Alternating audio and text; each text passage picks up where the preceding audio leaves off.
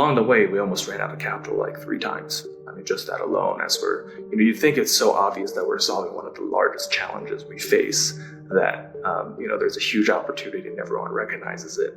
But I wouldn't say that has been my experience. Welcome to this week's episode of Leaders on a Mission. I'm your host, Simon Leach, and today I've got a very interesting kind of guest on the show. Just before I introduce him, I'm just going to start with a couple of facts, kind of researching this podcast. So by 2030, global water demand is expected to outstrip supply by 40%, putting billions at risk here. And I never quite realized we were kind of dealing with those numbers. So I suppose who better to discuss this with Brian Sheng, CEO of Aquaria. Now, Aquaria are a company pioneering next generation water solutions. And, we'll really kind of dive in during this conversation to the urgent need for sustainable water infrastructure and how Aquaria are really tackling these supply challenges. And I've just got a feeling the future of water looks a little bit different, as it were. So Brian, thanks so much for coming on to have this discussion today. I really appreciate it. Simon, thank you for having me, first of all. And I'm super excited here as well. And, it's really funny because we had an opportunity to film this about a little less than a year ago. And it's really interesting to think about it because the podcast we would have filmed then and the podcast we're filming now is actually quite different. Really excited to chat and share some knowledge with the audience. Yeah, no, that is awesome. Look, I suppose, just before we go into the kind of key, a year is a long time, right? Well, a day can feel a long time, let alone a year. So, but just tell us a little bit about. I just want to know, from you, I think about why Aquaria, and just talk a little bit about some of the kind of problems that you're solving. And how did you come by this? I think from a professional perspective, Aquaria is kind of like the culmination of everything I've ever done. But I think actually the genesis for Aquaria goes way back and is actually a very deeply personal topic for me. That is the topic of water. So actually I'm a first generation immigrant and I wasn't raised by my parents. Actually, I grew up with my grandmother when I was very little. And after I moved to the US when I was growing up, actually I learned news that my grandparents or my grandma had she came up with stomach cancer. And guess what the reason was? Polluted water. Did they diagnose that specifically as polluted water, or no? It was because, right. Ironically, the city that my grandparents grew up in used to be known as the city of 1,000 springs. So it was supposed to be the cleanest water ever.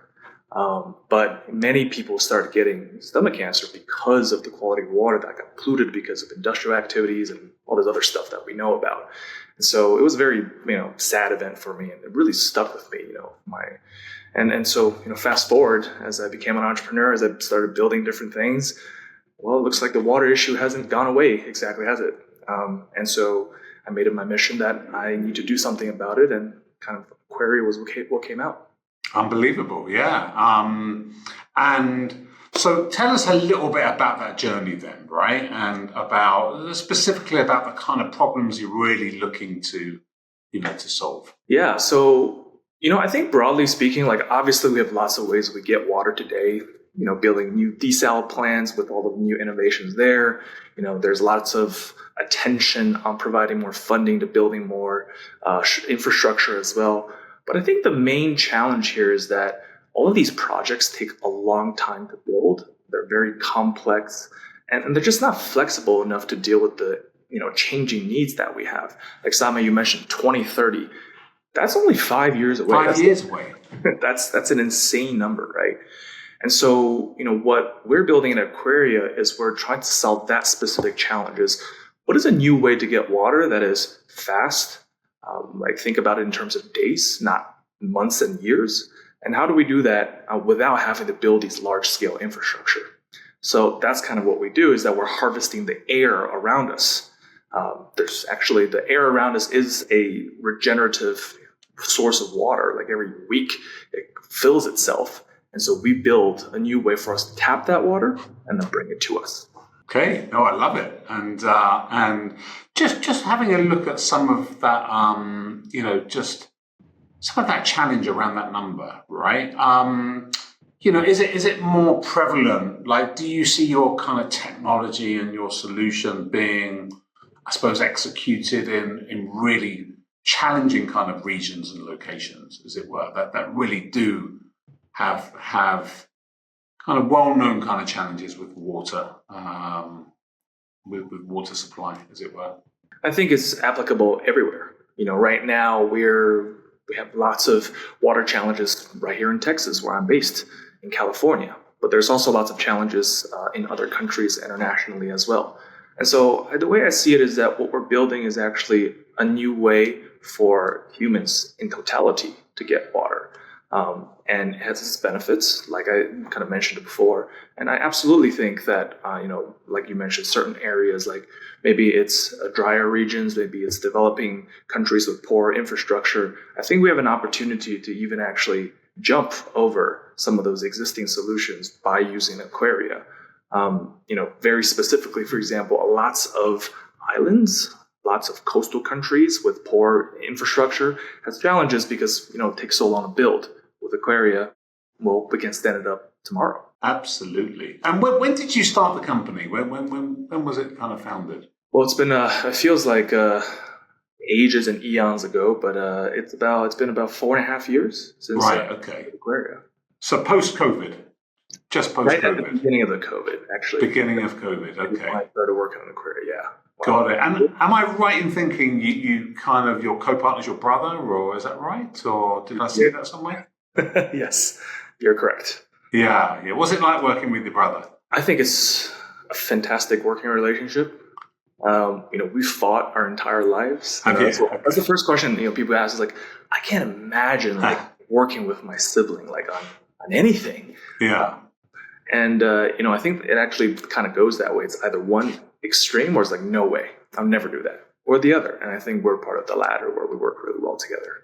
Yeah. Well, I've really seen a lot of discussion, had lots of discussion over the last few weeks with investors, particularly around that co-founding relationship and how challenging it is at times to find the right kind of co-founder and the right kind of dynamic, as it were. So you guys kind of complement each other. Where do you kind of complement each other? Well, I think first and foremost, as brothers and having the same experience growing up, I think first and foremost, we're united by the same purpose and mission.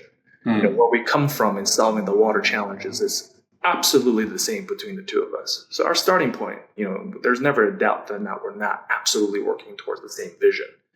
But apart from that, there couldn't be anything more different. My brother and I are totally different people.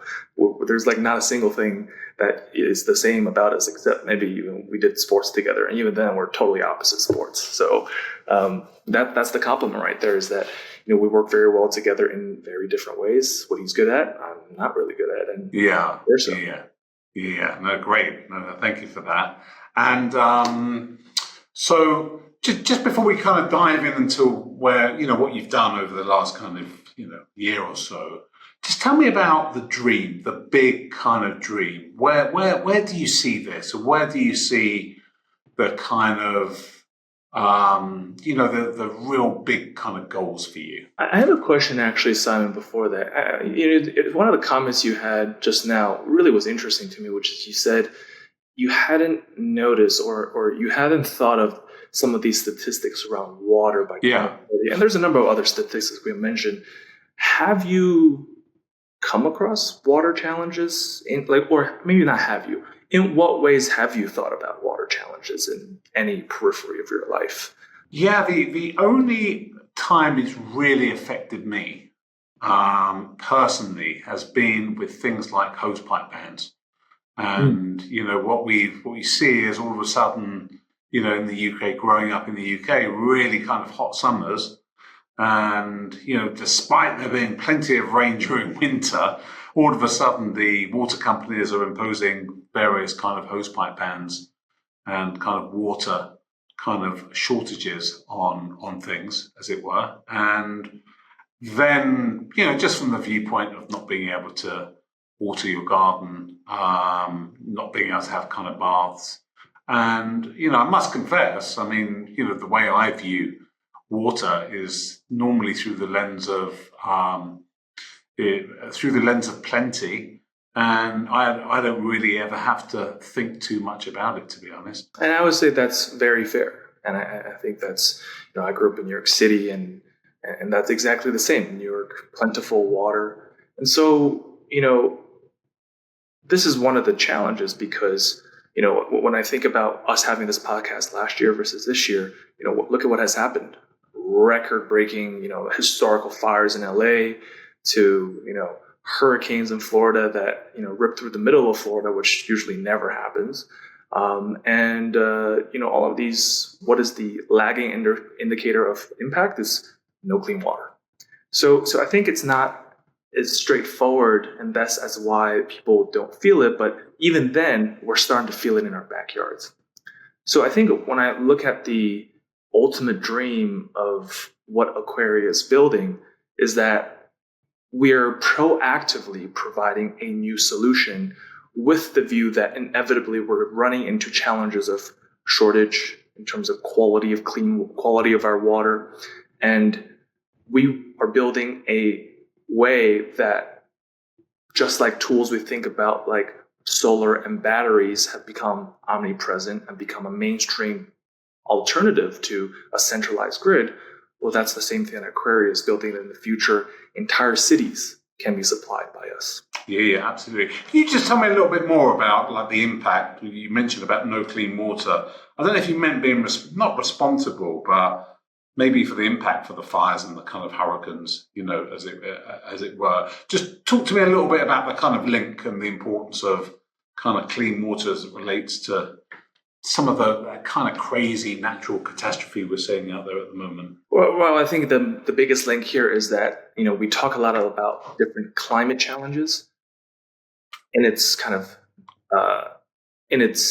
by itself, but we miss that link to water. So like I use those examples of different types of disasters, but then there's also, we talk about ocean level rising. Well, what happens when ocean level rises? Well, it pushes inland, contaminates fresh water. So all these coastal areas now have, when you open your tap water, imagine if it was salty, brackish water instead of what you expect. And that's going to be at the societal level, because as long as you're near the ocean, essentially, you get this effect.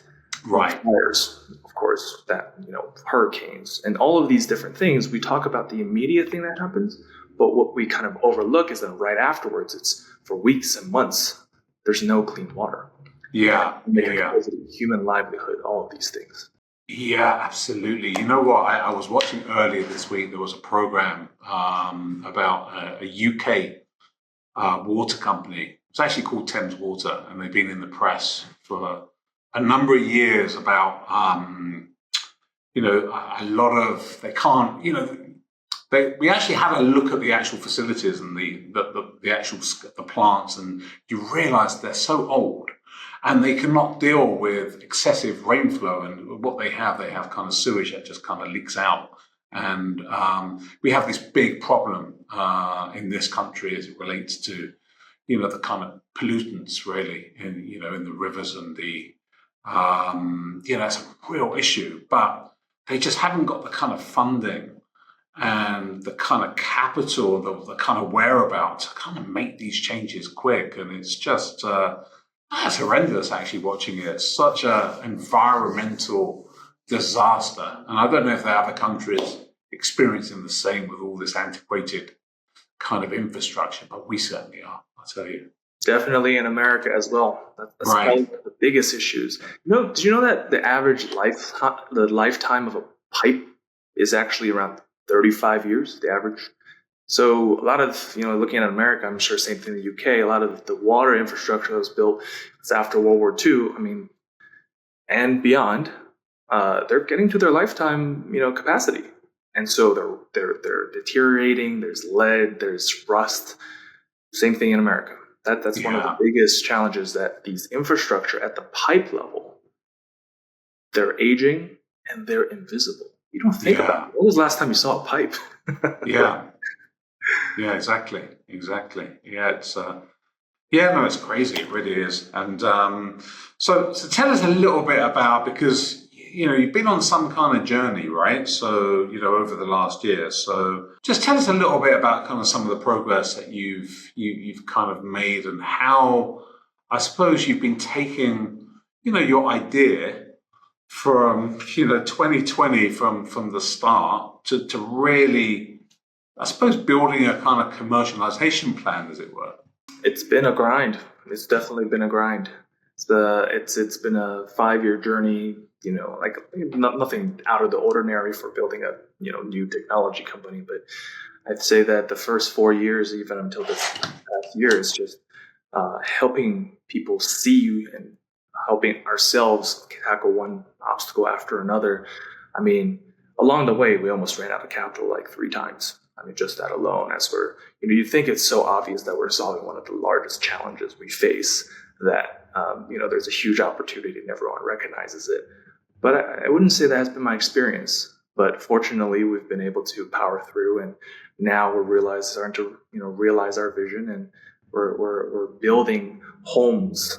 We're building communities where the water is being supplied from the sky. So I'm really proud of our team for everything we've done. Yeah, awesome. So just tell us about that, because like running out of capital, I mean, I don't know how many staff you have, but principally paying the payroll, right? That's one of probably the first considerations that kind of come to mind, as it were, right? So that feels to me like, when you get into that point, that's proper roller coaster stuff, isn't it? In terms of, it's an emotional kind of challenge there. On top of that, this journey is so meaningful to me. And in the beginning, as we saw that when we came out to build Aquaria, actually we weren't actually able to attract investors to go after this crazy vision of changing what we think about water infrastructure. So the first couple millions of dollars invested in the company actually came from me. So I think looking back, I say we bootstrapped it. Hell yeah, we got this, and we did this great thing.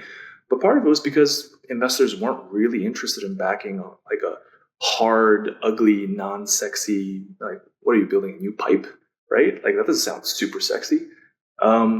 So yeah, it was very difficult, because along the way, as we ran out of capital, it wasn't just investor capital, it was like my capital, right? And it's a double whammy, actually. It's completely double.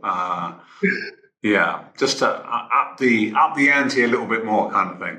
Up the ante. I mean, just today's March 26th. Looking at a year and a half ago, I was living in my parents' place in Florida, and we have this nice, beautiful kind of lake, river of sorts, just nature's Florida's water everywhere, right? So there were just many days where I would just pace around the lake and just kind of give myself a like an energy boost. Like, you got this, Brian. We're here to solve something really big, and we're almost there. We're almost there. And that really gave me and also a lot of our team members the energy we needed, and we just continue carry on. That's just another day. Amazing.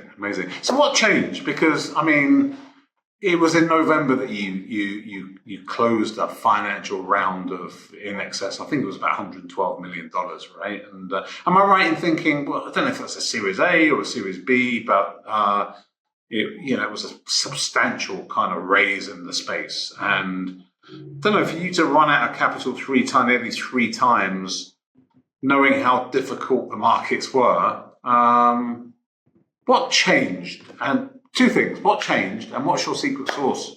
I wish there was a secret sauce, Simon. When I look come on, Brian, come on. I think, how should I describe it? I don't think.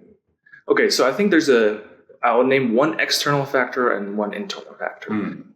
The external factor, I think, is, what, again, we've talked about, which is we used to think that water challenges is something far, far away, especially for those of us that live in, the UK, the US, or, just more well-off countries. Obviously, over the past year or two, we have seen that is not the case. Well, maybe not just the UK, but all over EU, all over America. Mainstream, large-scale, devastating events related to water have started appearing more and more frequently. So I guess from the external facts, we just see the impacts of water on our life, and that's only going to increase. I guess from an internal perspective, we just tried one market after another, trying to figure out where is it that we wanted to focus our attention. And we realized that the early playbook of how solar came to kind of spread and came to capture the imagination, the usage of the people is the same playbook we should follow. And so we decided to really focus on, if I think about the future where Aquaria can supply an entire city, then the smallest building block of an American city is the American single family home. And so we decided that we're going to focus on this Lego block and try to get as many homeowners as possible to control their own water, to have a reliable source of abundant water whenever and wherever they want. And that's when it clicked. Because that allows you as the homeowner to have tremendous value to your family, protecting them with clean water. But at the same time, we can scale that infinitely to there's 93 million homes in America. And we could just keep on going after it because there's just water challenges everywhere. And I think those two came together, and I would like to say that voila, magically that happened, but even then it took many, many months for us to figure it out. Did it right? Okay. And that completely changed the landscape as it came to investment and interest? I would say even right now, it's a work in progress, Simon. We're building a new paradigm for water infrastructure. This is what I'm going to be working on for decades. And I would say we're in not even the first half of the first inning of this journey. And I think that this is the size of capital necessary to make this level of step change. So, I would say, this kind of made our first unlock, but it's just the beginning. Right. Okay. Awesome. No, thank you for sharing. So a couple of things. I'd love to dive a little bit into understanding how it works. I think, first of all, how the technology kind of fits. I know it's harnessing nature. So maybe just let's kind of dive into that and just understand just at a high level how that works. Yeah. You've actually seen this at work, the most basic principles of that at work.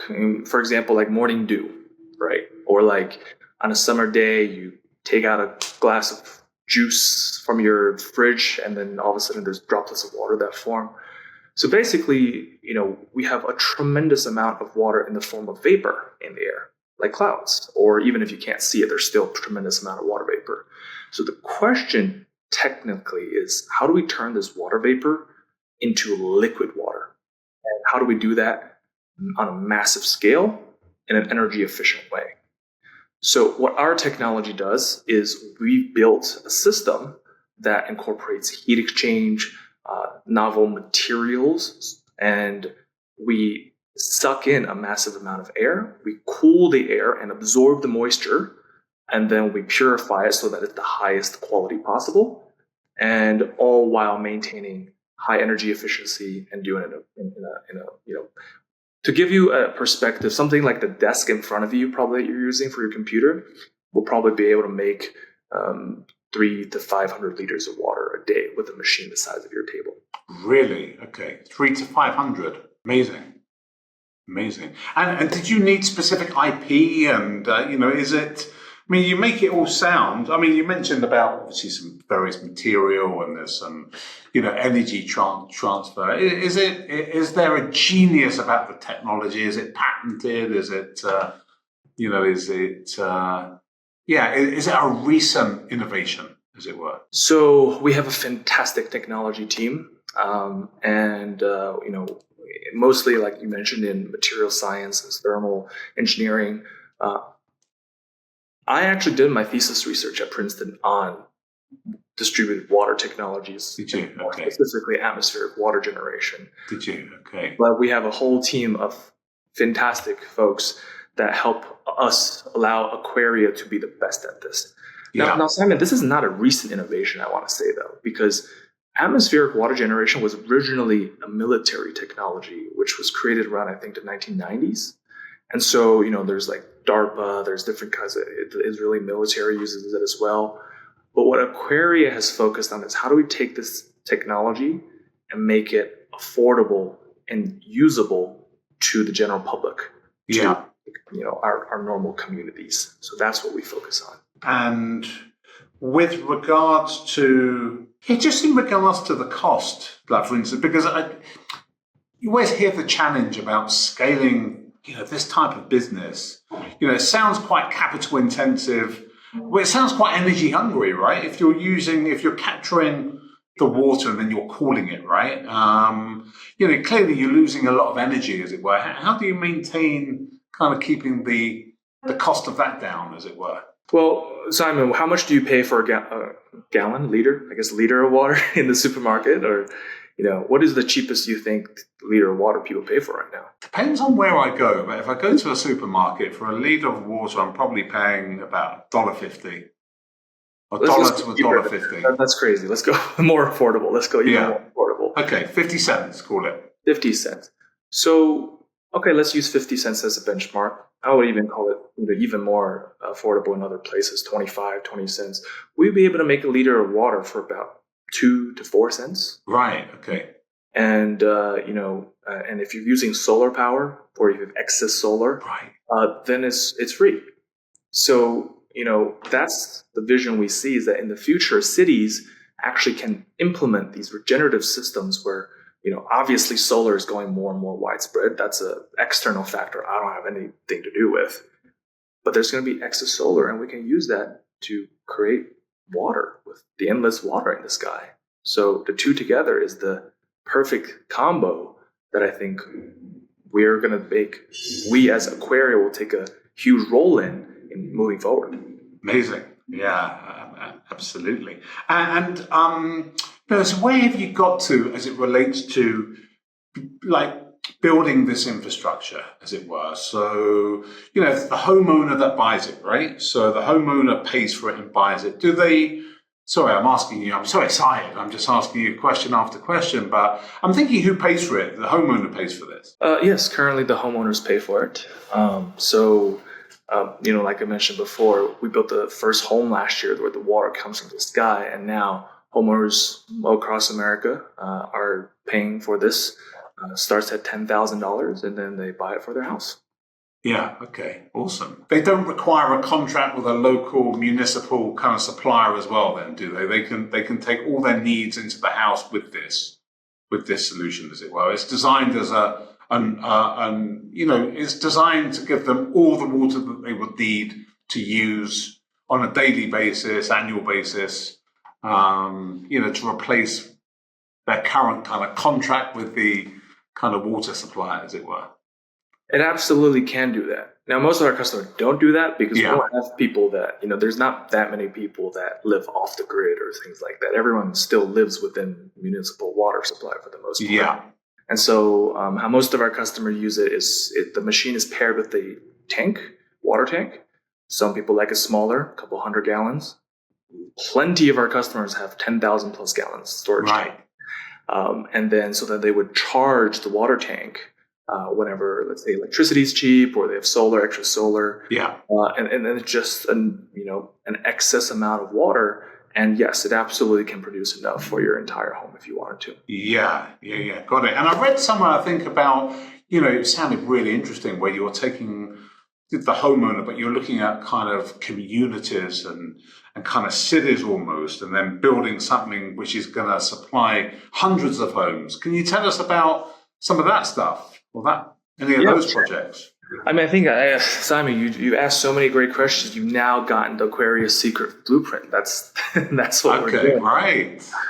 If there was a secret plan, then that is the secret plan that we're working on, which is, again, our ultimate goal is to be able to make Aquaria scalable and supply entire cities and become a completely new way for us to access clean water. So then working backwards towards that, we're already doing homes. This year we'll do, our goal is to do more than 1,000 homes, but we'll definitely, we'll definitely do that in different ways. And one of those ways is the first communities, where the entire community is supplied with water from the sky. So, in some of the challenges there are just lots of places think about you have to dig a well. Well, what happens if the well runs dry, right? Or your local water supply is contaminated? Then you can't build, or it's getting worse. So that's exactly right. Community. Okay, love that. Okay, love that. I suppose, as ever with a startup and a scale-up company, there's always a challenge, right? Regardless of the supply and demand, or I'm thinking, how do you build all the equipment and the infrastructure to really scale your business? Because that's going to be the challenge now, right? It's the supply side of things, I would have thought. It definitely is going to. It's part of our next fundraise is going to be building a new facility for manufacturing right here in Texas. Okay. So that absolutely. I mean, we're gonna see so much demand from not just domestic business, but I think more and more people are knowing about us now internationally, and we're gonna have trouble keeping up with demand. So 2026, we'll have our own facility here in Texas, and that's what I'm working on. Oh man, Simon, I feel like I'm sharing too much on this podcast. No. You're not sharing too much. No, that's awesome. That's great to hear. Also, just tell me, I'm thinking, like, in terms of, I suppose the friction point. How do you liaise much with government or some of these large municipal kind of water companies? Where's the challenge and the friction point for you? Because you're disrupting, right? And you hear a lot about the challenges for incumbents. And I wonder if that's something that you experience. Simon, that's a fantastic question, and you just hit it right on the nail. One of the biggest challenges to us as a society building water infrastructure is that building water infrastructure is a one-size-fits-all solution, meaning it's centralized, it's large, it's governments, it's utilities, and of course they're doing a great job or not, depending on which ones they are. So for Aquaria, we've purposely chosen to take a kind of democratized, bottoms-up approach to building water supply. We want governments and utilities to see us as a tool, to see us as an ally, to solve challenges that they have. But we will not go through the exercise of working with governments and utilities as our primary strategy from day one, because speed is what's most important. If we go from a top-down approach, I think it will take a lot of time. So we've chosen a bottoms-up approach where if, for example, let's say there's an innovative utility or government listening to the podcast right now, we're happy to chat with you. And so I think that's the relationship. That's kind of the strategy we've taken, is that we're going to become so good and so fast in providing a new water infrastructure that we become hard to ignore. But in the beginning, we chose not to say, let's go change the world top down and try to fix everything, because I think in that way it would be slower for us to achieve our vision. And I'm curious as well, do you see, I see a lot of the big tech companies these days playing a role within climate and climate aversion? Are they part of the journey of stakeholders or customers or lobbyists or are they involved in this equation? Absolutely. Data center is the biggest one I can think of off the top of my head that has a huge water need and energy need. And I got to applaud a lot of the tech companies are doing a lot of good work in supporting climate initiatives. Like I believe it's Amazon, I believe, that is taking a very water forward initiative. They're building out, I think, new data centers in Spain, I think I read recently, and their water as a consideration is top of that. So I definitely think a lot of tech companies understand that water is not only kind of a moral prerogative for them to work on, but also it's a financial driver as well, because you actually need the water to build your data centers. Yeah. A big role for that. No, great stuff. So when you think now, like the future, well, what's the biggest challenge you think you face? Like, not biggest couple, as it were. I'm sure you've got a whole list like that of them, but what's top of mind for you over the next kind of few years? I think, I think we're at the first quarter of first inning. We're so early on this that really the thing I think about the most is speed. Speed is what defines, I think, the result of our work. If you build something great, but nobody uses it, or it's used really slowly, then I think we're going to miss that 2030 deadline. So I think speed and how we're able to operate, like, everyone's talking about AI these days, like the fastest scaling AI company in history. Companies are built faster than ever before. In my mind, it's like, over the next 18 months, how do I beat some of these AI companies growing faster as a hardware infrastructure company? And I think that's the bar I've set for myself and our organization, is not to think of ourselves as that type of speed, but more like an AI company speed, and how do we execute on that? Got it. That's Yeah. what I'm about. Yeah. Okay. No, great stuff. And how many people do you have working in the company at the moment? Currently, we're a team of about 50 people. Right. Okay. And rapidly growing. Yeah. Hiring across all positions. So, I would love for listeners to reach out to us as well. Yeah. What does it take to, what are you looking for? Not just, I'm sure you're hiring all sorts of different competence and technical competence, right? But, what does someone need to be the right fit for you? We've found really high cultural resonance, and it makes up a large percentage of the company, with folks that are not only technically competent, but they have a personal experience with the negative effects of water. So, for example, we have our JJ, our head of marketing. She actually lives semi off the grid in California and have plenty of experiences with water shortages. We have another team member who actually lives in Asheville, North Carolina, which got wiped out by the hurricane, last fall. So that's something that we found to have high cultural resonance, with just folks that have experienced water problems in one form or another. And that, I think, has been, apart from the technical part, is something that we really like and look for. Got it. Yeah, because I'm sure that having a background of individuals from the water industry is probably the last place you'd want to go, right? For talent, as it were. But it sounds like maybe you mentioned solar and other kind of, I suppose, innovation, and maybe the energy space would probably be more relevant in terms of an industry experience. Yeah, I think about it in terms of, again, it's the DNA of speed, of being proactively solving problems, and having experience with the democratization of certain technology tools versus the centralization of these methods and tools. And so I think in the DNA of the former, those three traits are things that we're looking for.